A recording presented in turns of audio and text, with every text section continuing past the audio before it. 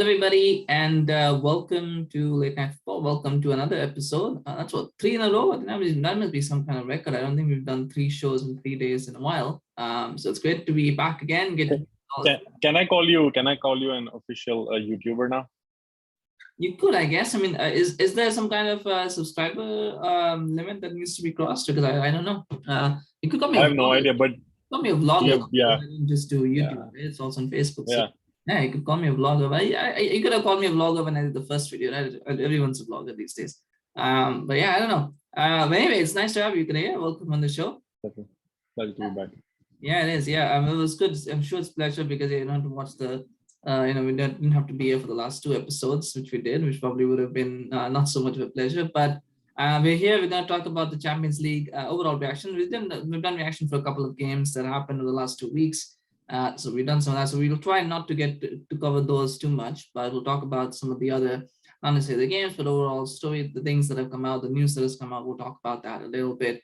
And then, of course, we'll look ahead to the draw as well. So let's get right into it. I don't want to beat a dead horse. So I want to get this out of the way first up. Because we didn't ask you on the last shows, do you have any thoughts on United's elimination? Do you have any thoughts on Harry Maguire, any Cristiano Ronaldo, anyone? Do you have any thoughts on that?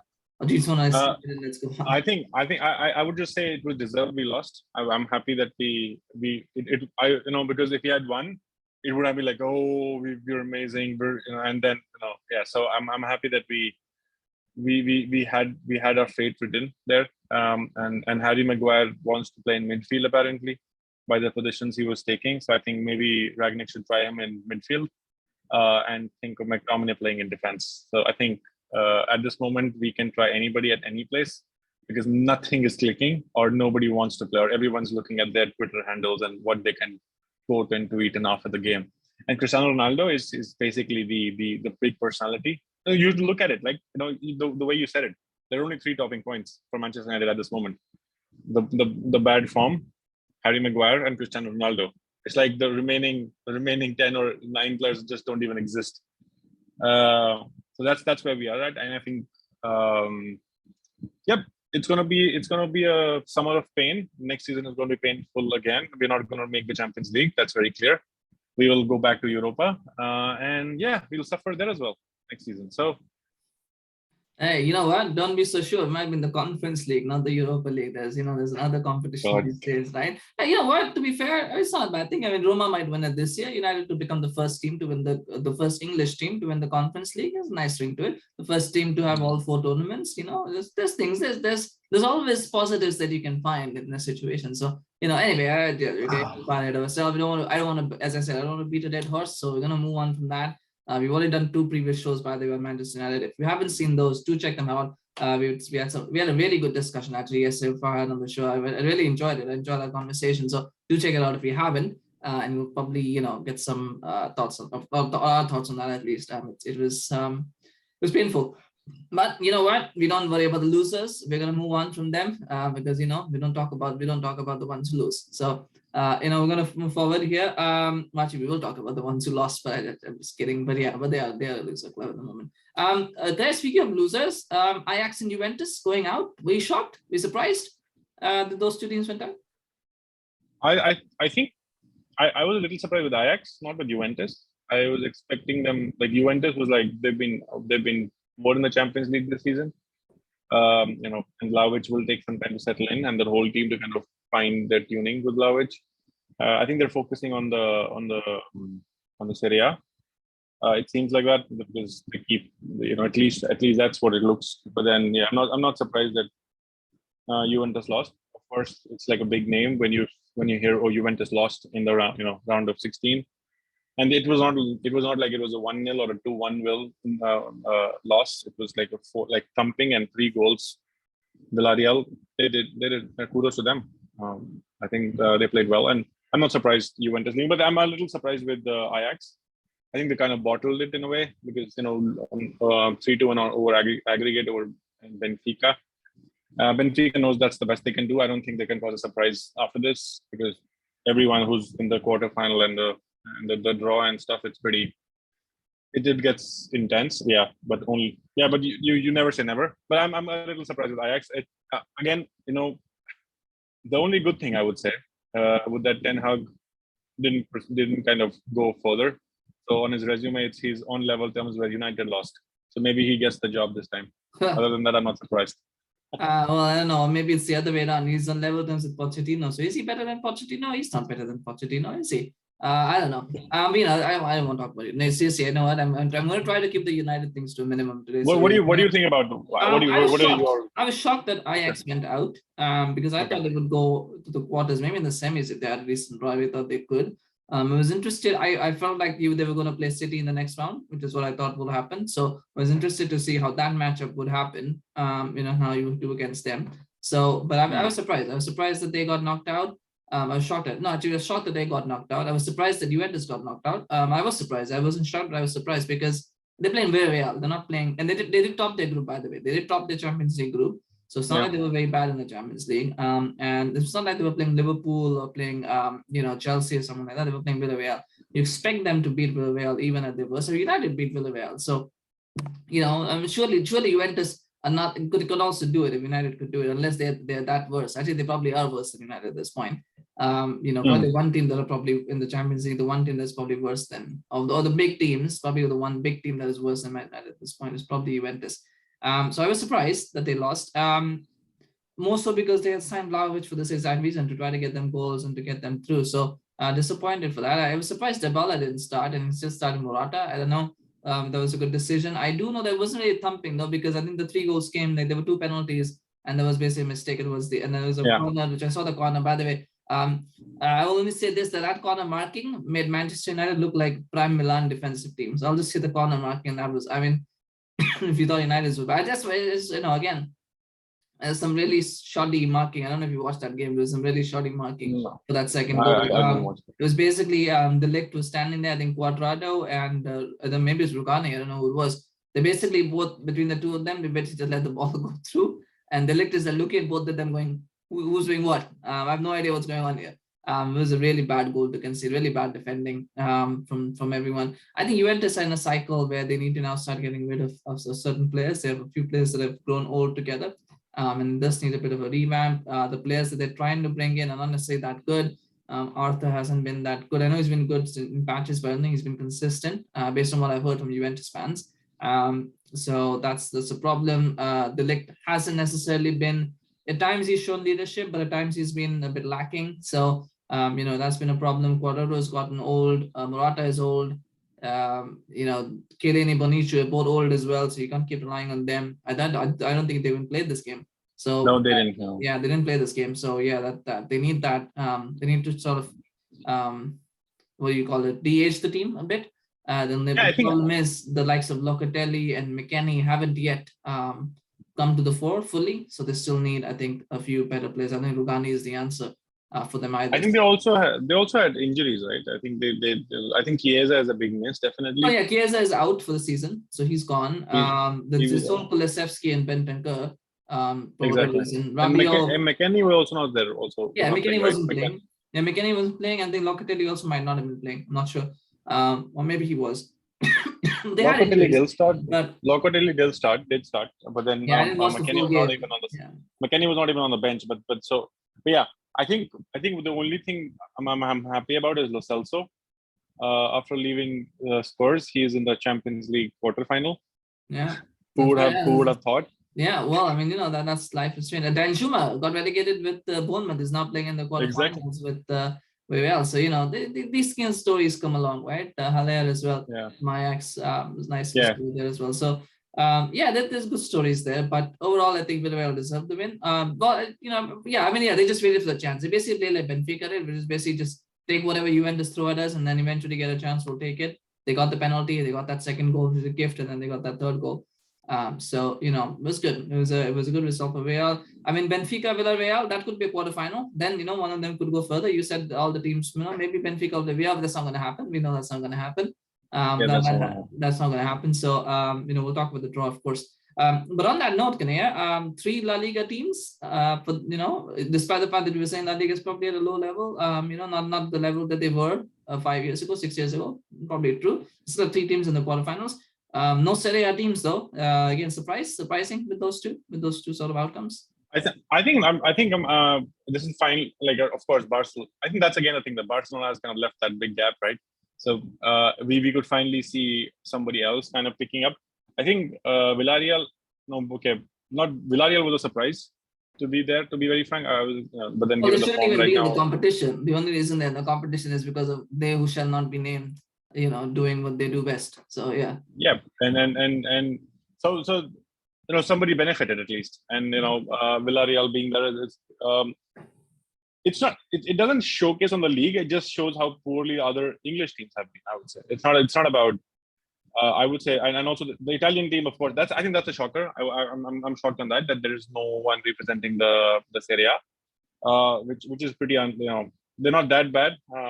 But then it seems that they're all going through a very different period in the Serie A, I would say. So it's much more different. But three La Liga teams is good. So at least, but then the thing is we have three English teams as well. So it's a direct. Then it's like pride of the Premier League against the pride of La Liga, and then of course we have the ever present German team, and the sometimes present Portuguese team. The only Portuguese teams have made it to quarters. I mean, last year as well, Porto made it to the quarters. I think Porto and Benfica they generally do make it. They kind of switch between those, like who they never both kind of qualify into quarters. There is always like if it's Porto or either it's Benfica. So, but then I think this is very interesting. I think it's much more balanced. But then I don't with Serie A kind of not represented in a way. You kind of do get a direct-to-direct comparison, but that's going to be interesting. What do you think about? There's no Liga team as well. There's no league. There's no French team as well. That's another one for you as well. There were two French teams in the semi-finals, I think 2 years ago, and now there's none. So I mean, that's another one as well. I think the Champions League is missing Lyon. I think Lyon did bring that air of unpredictability. Whenever they are in the Champions League, there's someone that they're like a Benfica in a Porto in a way that you don't fancy them. Exactly. You don't know when what they can bring up with. It's something there as well. No French clubs as well. So it's actually funny because Villarreal and Atletico are nowhere in the title race, and yet they're in the Champions League quarterfinals. The top three English teams are the top three in the Champions League. I think that's what kind of expected. So that's as good as it was going to get for them. I don't think anybody expected them not to be there. So it's good that they're there. It's interesting with the La Liga thing though. So I think it does show in some ways how tight beyond even Madrid actually you could include that. It's now become a lot more competitive in those 4 or 5, at least in one-off games. I think those 4 or 5 teams, the 4 or 5 teams that are very close together. And then of course over the course of a league season, obviously Madrid are probably better. But I don't think Madrid is significantly that much better at this point. But it does show that at least for a very brief moment in time, we have a little bit of parity in La Liga, which we didn't. Even 3 years ago. So it's good. It's good to have that for the league. I am very surprised that Serie A didn't make the quarters because Inter Milan probably unlucky that they drew Liverpool because that when they were going out. Maybe Juventus should have gone. I think Juventus should have gone through, but again, I'm not surprised given that Clouds didn't play because that game was pretty. Like if you I didn't watch the game, but what I heard from you as well. Like they were all over the place. So then it just didn't. It couldn't. They were good in the first half. Apparently, they had dealt Vlahovic with the post, so they did have chances. It is one of those things, and when you, if you don't take your chances early, you allow the other team to then play because you try to play right into defensive team's hands. Right, the best way to win those kind of games is you got to score the first goal. You got to score it early, so you kind of force the opposition to then kind of change their game. But it didn't happen. I think that's just what happened with Juventus, but they have been struggling for a while. So. It is not very surprising, but it's still surprising that they went out to Villarreal of all teams. I wouldn't have been surprised that they went out in round of 16 and they played a better team, but to go to Villarreal for me was a little bit of a shock. But yeah, it is sad. But at the same time, I think Serie A right now is quite comfortably the most the competitive league in Europe right now by quite a margin. So and people Premier League, we've got a title race, but you're going to get 2 teams there. Serie A got like 4 teams right now that are fighting for the title. So. It is more competitive. I feel Serie A now is what the Premier League was in the mid 2000s, where you had a lot of teams that were trying to win, could win it, and they were all like at the same level more or less. Whereas, now that's the same, but they were very bad in Europe, and that's the same thing that's happening in the Serie A now as well. But there's a few teams that are more or less on the same level, but like just on that, like it's a surprise. But where do you see this? Like, do you see them kind of struggling next season as well, or just like it's hard to say. just It's hard to say they'll struggle because I mean, well, Milan, Inter, and Juventus more or less are certain of their places. Napoli, they have the history about bottling, so I don't know whether they'll make it or not. Yeah. But then there are a couple. Atlanta have not looked good this season, so you would expect that those four will be the ones who make it. I don't know, because with Inter the problem always seems to be, can they keep their best players, right? They lost Lukaku, they lost Hakimi. Will they be able to keep their best players next season? If they keep Lautaro Martinez, if they can keep the other players around, like I think Dzeko, if those players can still maintain the level, I think they could get to the quarters. And it obviously depends on the draw as well, right? We always try to think luck of the draw, but that's very important. It depends on who you play. If you play easy teams, you get further, right? If you draw a PSG, for example, there's high chances you could go out. I'm not saying you will, but there's a high chance. So if you draw like a Real Madrid, right, you have high chances of going out. So it depends on who you draw. But I think Inter could do it. Milan, the problem for me with Milan, again, they rely on Giroud and Ibrahimovic. And I mean, Ibrahimovic is already slowing down, by the way. Nobody talks about this, but he's already slowing down with injuries and things like that. Giroud is not that young, so can he maintain his level next season? Will they get someone? They're going to lose Kessie as well, so that's almost certain as well. So they're going to have some turnover of players. Will they be able to maintain that? So I mean, it's hard to see. I think it will take a couple of years for Serie A to get back to that elite level of players. I think right now they can't really attract the best players, right? They're not the Haalands, the Mbappes, I think that's the thing. That the Serie A can't kind of attract like the top names right now. Mbappe, the top names are not going there. And that's going to be very, and most, I think all of them want to play in Premier League or the La Liga, or like with Real Madrid or Barcelona, the name, the brand, the huge brands that they are individually. So, and Juventus definitely did kind of get that limelight when Ronaldo was there, but after his leaving as well, and their form being so poor. Well, the key for Serie A was that the Italian players would not leave, right? The best Italian players, or most Italian players would play in Serie A, and Italy was a top team. These days, Italy are not. I know they're European champions, but they're struggling to qualify for the World Cup. So the talent pool isn't necessarily as broad as it used to be once upon a time in Italy. And then the best Brazilian South American players, Brazil is also in South America, but the best South American players would also want to play in Serie A. Like you had Ronaldo, you had the original Ronaldo, not Cristiano Ronaldo, 9. Fenomeno, you had Zanetti, you had Lucio, you had Adriano, you had all these guys, right? All of them wanting to play. Of course, also Batistuta and Maradona a long time ago. But we're going there. But so they all played in Serie A as well, right? These days, the best South American players, they probably want to play in Spain. They want to play in England. Correct. Right? They don't want to play. Some of them go to Bundesliga as well.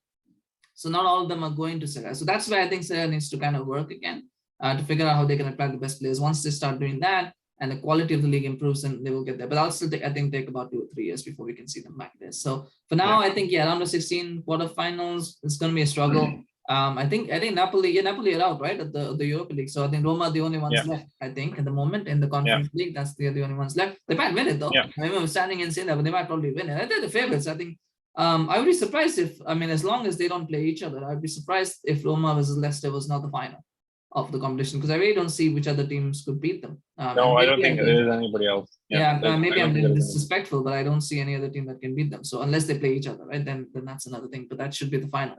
But anyway, we'll keep an eye on that one and how that one goes. But so that's where Serie A is. Hopefully they can recover. Hopefully they can come back to that.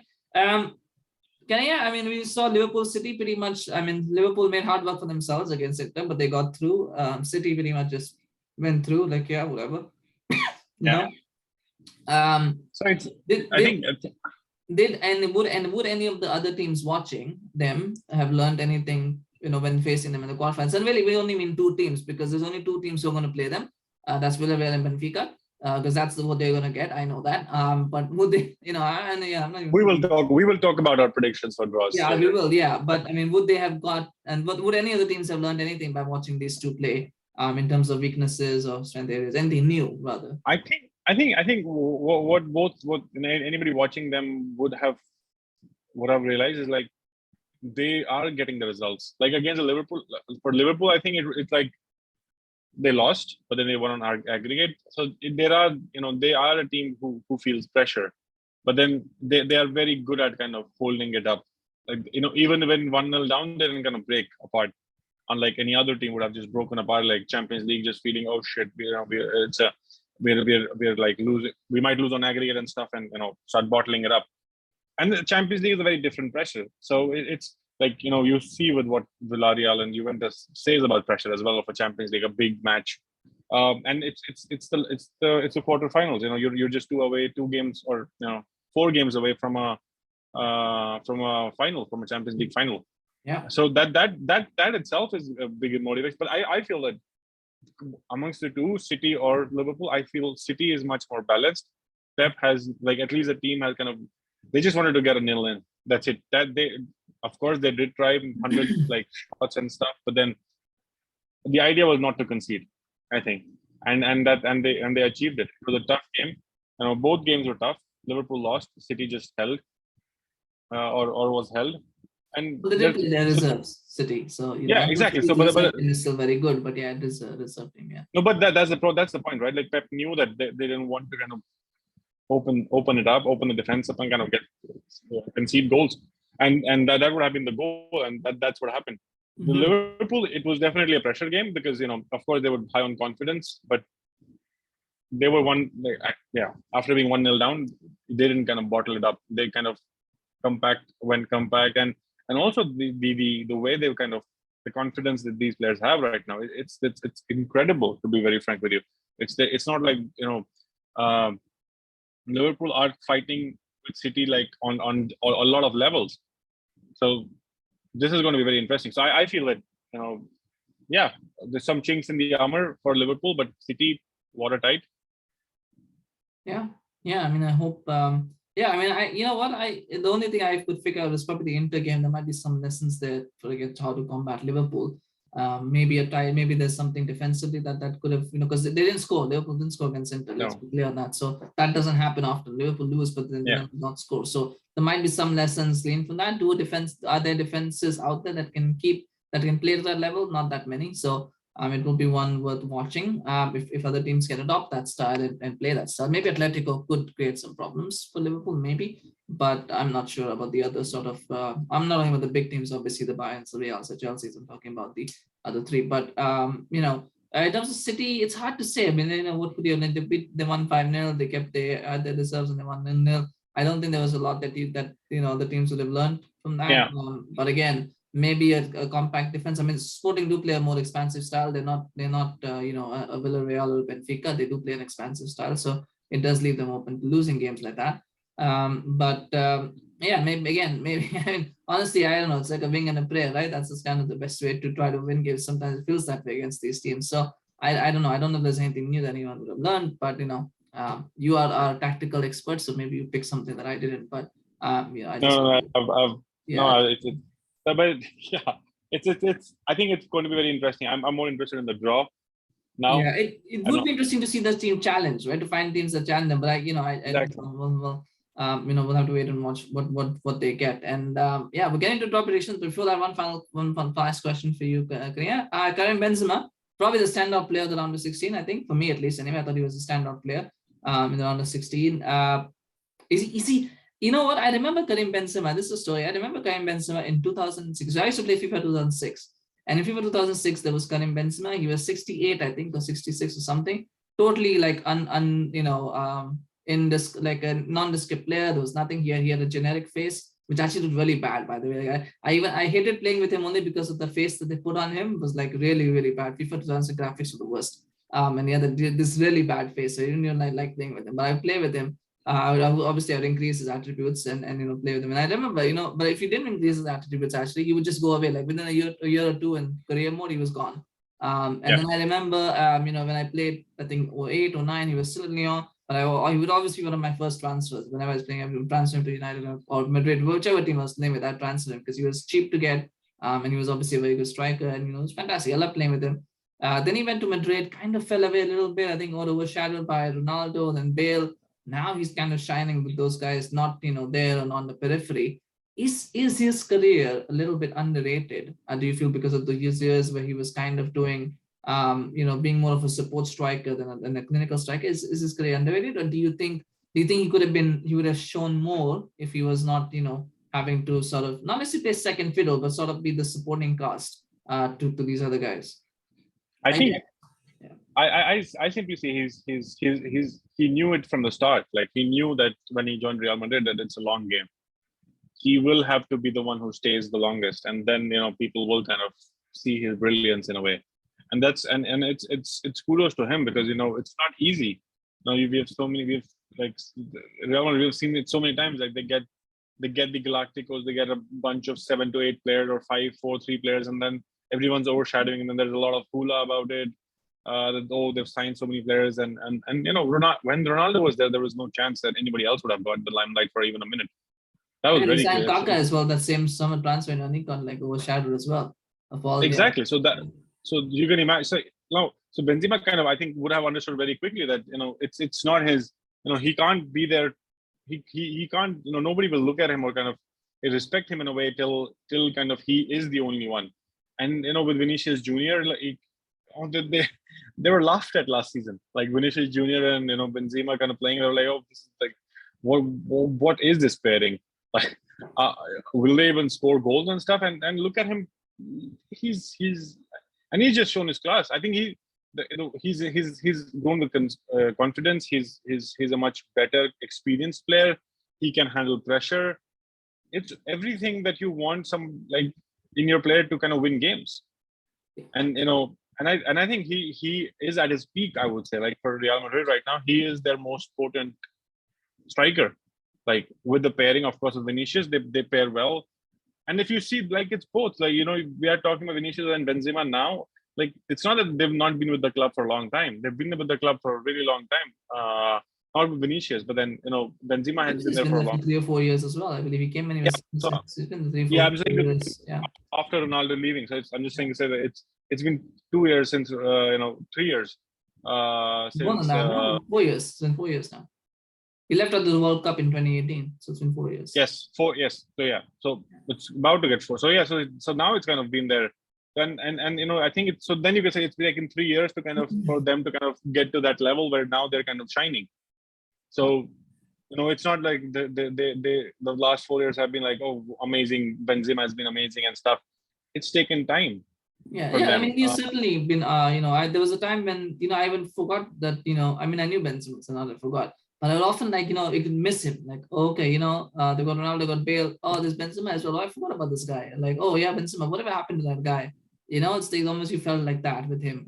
You kind of lose that touch. But there was a time when I really liked him. He was supposed to come to another club, but he rejected that to go to Madrid. Another one of those players. I think in time he'll probably be like Robin. He'll be another one of those players that got away. I think that's something that people will say about Benzema. Says they will say that about Varane as well. But yeah, anyway. But you know what? Again, I don't want. I'll just say this: United have a penchant for signing mid-30 strikers. So he's now the perfect age. In a couple of years, he'll be the perfect age to come to United. That will happen. Perfect. Anyway, let's do the draw predictions then. On that note, can I go to finals? What do you think? What are the matches that let's do 2 ways. What are the matches that you want to see? But what are the matches that you think you will be that will be shown to us?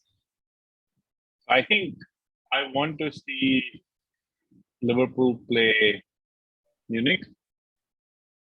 I want to see that match because like the striking, like it's kind of the head-to-head. I just want to see goals, like 100 goals scored there, and somebody winning by 49-50 or something. I don't know. Well, it will be interesting because both of them play Highlands. I don't know what will they play like in for that final third. Both of them will be like close to halfway line. Will be like 22 players that condensed into like the small strips exactly. on the side. Like I don't know how they will play. That actually is a dream match. If Alphonso Davies was available, I don't think he's back yet. No, he started training, but I don't think. Yeah, I don't know. That was a dream match. I wanted to see Davis versus Trent. That was like who's going, because they both play, one plays on the left, the other plays on the right, so they both play opposite each other. So I just wanted to see how's that going to work. Who's gonna beat out. That was always a dream pairing. I don't think we'll ever see it, but yeah, that would have been fun. But yeah, Liverpool was. I would like to see Munich versus City. I really would, because Munich have this. You basically want City to lose, right? Well, not really. It's more that Bayern have this really. Because Bayern are basically Liverpool on steroids. If I would put it that way. But that's the reason why I want to see Liverpool and basically Bayern. You want to see like Liverpool against Bayern because it's 5 versus 5. But I feel like Bayern are like still Liverpool on steroids, and City are like They're Liverpool, but not on steroids. What's the opposite of steroids? They're Liverpool, but like they've taken like relaxants or something. Like muscle relaxants. They're calmer. They're much calmer. They're calmer, yeah. So so it's like fire and ice, in a way, like, which one wins out in the end. That's kind of but I mean it's not gonna happen. But I would. But anyway, so what's your?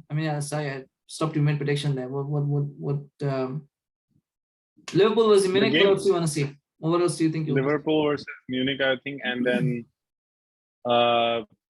Chelsea Atletico. Okay. I've seen that 32 many times, for sure. Yeah, but it's with a difference. I think with like we saw it last year, so I know, like, but it's a different circumstances which Chelsea World Cup right now with the whole thing. I think Simeone likes to dig, and he likes any advantage, and he will mess this up, like on a sort media or something. He just says something about their owner and they're being sold and stuff and so on and so forth. That's what I want. Like, I'm not on the game side. I know how that game has been, how that game will play. But yeah, it's Atletico Chelsea will be pretty interesting to see now, because Atletico might feel that they have a chance. Chelsea is that, because Atletico won't play. If they draw City, then they play football for 10 minutes maybe when they have to get a goal. After that, they stop. And then that's it. So I think But yeah, what about you? So what I would like to see, ideally, would be I would like to see Liverpool against Real Madrid, Bayern against City. That's what I want to see.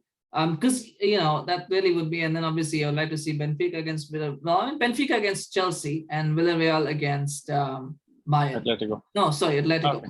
Atletico, no, Bayern are playing City, right? Yes, Villarreal against it. Well, no, not may change around. Chelsea against Atletico or Benfica against Villarreal. I don't want to see the same country teams playing from the same country.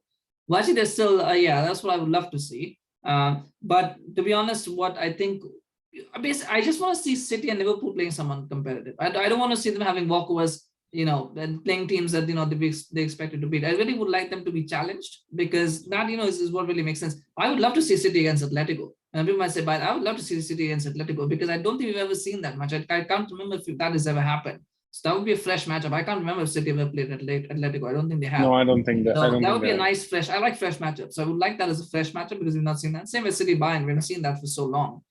So I would love to see that, because again, City Atletico will be interesting how City respond to a challenge, because even if City win, Atletico, will do everything that they can to, annoy City and hopefully, just seeing something that, that brings something out of City. I would like to see that. But we all know what's going to happen. It's going to be City against Villarreal. It's going to be Liverpool against Benfica, because Liverpool always get Portuguese teams in the quarterfinals for some reason. So Liverpool will get Benfica. They have dibs on the Portuguese teams, Liverpool, in the quarterfinals. Perfect. They've called dibs forever now. Yeah, so they're going to get Benfica, Real, and then again, then this is where it kind of gets tricky. I know these two for sure will happen. I'd be very surprised if Chelsea, Liverpool, or Bayern play each other in this one. I'm very surprised. I don't think it'll happen at all. I'm very surprised. And then it gets a bit confusing, because for me, I would think, Bayern versus Atletico makes sense, because again, they'll want Bayern to get to the quarterfinals. So it makes sense. But they need one big match, right? They need one big match. So they need one big match. So now that could be Chelsea against Real. That's a big enough match, right? Chelsea versus Real it's not a small match, it's a big match. But they might want to do Bayern Real for that reason, because they want that marquee match. But the other point is they might want to do Bayern Chelsea, because they will want to get Chelsea out of the competition, because Chelsea being that negative publicity right now. So they're like, well, let's try and get them out. So let's put them against the toughest team so we can get them out of the tournament quickly. So that might be why they might go Bayern Chelsea. And for anybody who's thinking, well, the draw is random and this, it's not. It's not. There is a science. I'm not saying that the draw is fully rigged, but there is a science to how there's an algorithm and things, that there's a way that these draws work. And if you've seen the round of 16 draw, you'll know what I'm talking about. There's always a science to it. It's not an exact science. Liverpool might get Villarreal, City might get Benfica. That might happen. So I might be wrong there. But it will be that those two teams will play one of those two teams. That's you'll see that. Because that, I'll be very surprised if it doesn't happen, but there's always a science to it. So that's why I think. So I think it might be Bayern. So who Bayern play, who Chelsea play, and who Bayern play might depend on those factors. So I wouldn't be surprised if it's Bayern Real, or if it's Bayern Chelsea, but I think it will be Bayern playing. So something to do with Chelsea. Something to do with Chelsea. And it depends on where UEFA are at with Chelsea. In the last round, they really wanted Chelsea to make it to the quarterfinals, and Lille were the only team that they could have played where they could have got to the quarterfinals. So the only sure shot team that they could have faced and got to quarterfinals. So both times they got Lille. Right? For anybody who believes in conspiracy theories, that's one for you. Why did they get Lille in both? Because that was the only team that they could have surely beaten. 100%. I'm not saying they would not have beaten Bayern. I'm just saying that there was a 100% chance that they would. They didn't want Bayern or Chelsea to go out. So that was the only draw option that they could have. So on that, it's like a bit of a, this is like the draw version of, what is that, 21? You know the movie 21? Yeah. If you've seen the 21, it's like that one, card counting. This is like draw counting, very draw counting. Like blackjack. Yeah, like what are the possibilities and all that. So I wouldn't be so that would be my prediction. Is I'm still going with Chelsea, Real, and Bayern Atletico, but I wouldn't be surprised if Bayern played Real or Chelsea, and then Chelsea and whoever was left played each other, because that's the way I see it. But I think it's pretty interesting that we are already counting Manchester City to be kind of going through whatever, and people not thinking. That's something which is very interesting for me. It's basically what it used to be in the 2010s, right? In the 2010s, exactly. UEFA were obsessed with this El Clasico final. They wanted an El Clasico final. So they'd do everything they possibly could to keep Real Barca away from each other, and they would do everything that they could to get Real Barca and Bayern into the semis. Like that was the way they would always work. Now it's Chelsea, but now it's Liverpool, Bayern, and City who get that. And I'm sure they want a City, a Liverpool, or a City, Bayern, or a Bayern, Liverpool. They want that combination in the final. So they want that. So that's what it is. And it just annoys me because City are a good team. They can do well. They don't need these kind of favors, but they get these kind of favors. And for that, it robs us. It robs us of games because we have to watch them play Sporting. We have to watch them play Benfica, Liverpool, teams. That. I would rather see fresh match. I'm not saying they should get a Bayern Munich, I'm not saying that they should get a Bayern Munich in the round of 16 and Real Madrid in the quarterfinals. Then the PSG, whatever, we're not called PSG, it sucked. But anyway, so like Liverpool in the semis, right? I don't think to have them go to a path of fire. But give us fresh matches. Give me City, Atletico. And that's interesting. City will probably still beat Atletico, but I'll enjoy it. I'll enjoy watching that game because it's it's a matchup that I would want to see, because I want to see how City deal with that. But that's the way it is. Anyway, and that's my prediction. I don't know if it's it probably comes off as, it might come off as bitter for some people. It might come off as, I assure you it's a science that I've learned from watching live draws. The way that it works for the last 3-4 years, even longer, I've seen how draws work, kind of understand it. I don't get it right 100% of the time. I'm not going to claim that it's always right. But who do you think draws Benfica? Okay, let's Benfica and Villarreal. It will be either City or Liverpool. It will be either City or Liverpool. My pick is it will be Liverpool because Liverpool seem to get Portuguese teams for some reason. And Villarreal? Who gets Villarreal? That will be City. But whoever doesn't get Benfica, so between City and Liverpool, whoever doesn't get Benfica is getting Villarreal. Those two teams are getting Benfica and Villarreal. Like they're not getting the other two teams. I would love to see City Atletico. I wouldn't mind. I mean, I've seen Liverpool Atletico before. So you're basically saying that it's either going to be Bayern Real or Bayern Chelsea or Bayern. Yeah, but who Bayern face will depend on what UEFA's mindset is at that. Do they want a marquee? Do they want a really old school marquee tie? Then they go Bayern Real. Do they want Bayern to make it to the semis? Then they'll go Bayern Atletico. Or do they want Bayern? Or do they want Chelsea to get knocked out early? So they put them up against the toughest team. So you go Bayern, Chelsea. So it all depends on you. Those four teams depends on what UEFA's mindset. That's the point. I think their dream four would probably be Liverpool, City, Bayern, and Madrid. I think that will be their dream four, because I don't think they'll want 3 English teams in the semifinals again. So I have a feeling that will be their dream four, Real Madrid as well, because then you get those big matches, right? You can have City, Real, Liverpool, Real. You can have Bayern, you get really 4 old school. You get those big ties. The rivals, basically the top ones and stuff, and you kind of you sell a lot of tickets and so on and so forth. Yeah, and people come to watch, right? So that's the way it works. Yeah. And by the way, just for anybody who's watching, this also applies to Europa League draws. Go back and see the Europa League draws when a big team is playing the Europa League. See the kind of teams that they draw. And you can kind of make an assumption there. So United, look at the teams that United played last season. They played the big teams. They played Real Sociedad, which is a marquee tie. They played Milan, which is a marquee tie. They played Roma, which is a marquee tie. I think Granada was the only one that was a little bit of a gimme, but I think they had another big tie instead of that. I think Sevilla played some. I think no, it was Villarreal. Sevilla. Was it Villarreal who played Arsenal in the round of 16, or was that in the quarterfinals? I think it was a quarterfinals. Maybe it was a quarter. That was a big game that they had Villarreal Arsenal, because that was Emery. So that was a big game. So they always have a big game somewhere. They always do that with UEFA because that's TV sponsors. TV. The fans are not going to watch, Galatasaray playing, Arsenal or somebody. No, not Arsenal, but Bodo. Nobody's going to watch Galatasaray against Bodo Glimt in the quarterfinals, right? So No, on the yeah. round of 16. So you want a marquee tie that's going to at least make the sponsors back their money. So you put two big teams against each other, you get your money back. That's the way it works. Anyway. And this time they need money as well, right? They've dropped gas, so they need more money. Yeah. Well, they need more money as well. Money, tickets, everything, right? And they've also changed the venue, so it's going to be logistical that as well. So they do need money. But did they decide on the final where the final is going to be? Paris. It's in Paris. Okay. Wow. Paris, wow. This is going to be. This is nice. PSG not being there, no French team. But yeah, that's nice. They can host them. Yeah. It will be interesting. Anyway. Well, on that note, I mean, there's Europa League action today as well. We won't be able to. Obviously, this video is going to come out after the Europa League will be done, but we'll of course keep an eye on that as well, and we'll see the draw for that also will be done.